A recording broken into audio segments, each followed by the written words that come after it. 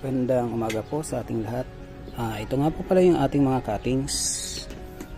Ito po yung cuttings na kinuha ko. Pero meron po akong kinuha para ituro po sa inyo kung paano ko ginawa yung hinati ko po na ano. Ito po ay hinati ko po parang pa-cross siya. Tapos ilalagay natin dito yung kapirasong mga wire na pinutol ko, yung malalaki. Pakita ko po sa inyo kung paano ko ginawa. Okay po. Tapos itatanim natin dito para mas madali po siyang mabuhay. Ganyan lang po ang ginawa ko noon. Okay.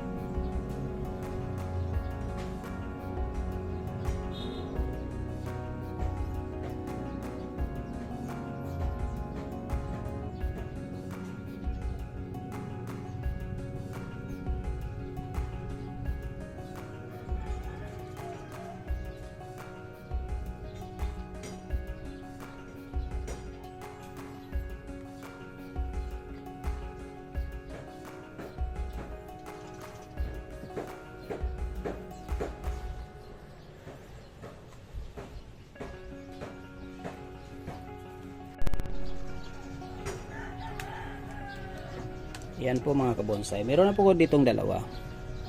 Ito na po yung dalawang putol. At saka po ay hinati ko po ito ng pa-cross. Ayan. Ito po, ilalagay lang po natin ng ganyan.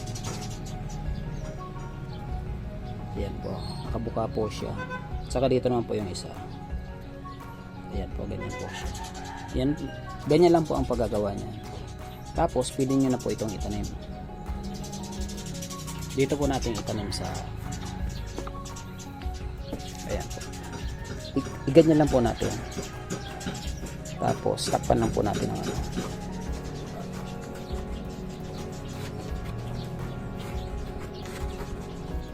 Mga ilang araw po niyan ay buhay na po yan. Ipakita ko po sa inyo kung mga ilang araw nagdadahon na po. Okay? Tapos po dito natin ilagay sa lilim ng ilang araw or 1 week bago po natin labas sa nasisinagan ng araw. Dito po yan sa ilalim ng aking bonsai, mga bonsai pot na to. Dito sa mga dito po linalagay sa ilalim ng aking mga bonsai. Nasa lilim po siya. Dito muna natin siya ng ilang araw. Almost 1 week po, ganyan. Tapos pag dumalabas na yung kanyang dahon, dahan-dahan natin lalabas. Papaarawan lang natin sa umaga. Pag tirik na pong araw, babalik po natin dito sa ilalim. Ganyan lang po ang pag-maintenance ng bagong tanim na bonsai. Okay po. Sana po may natutunan po kayo. God bless po.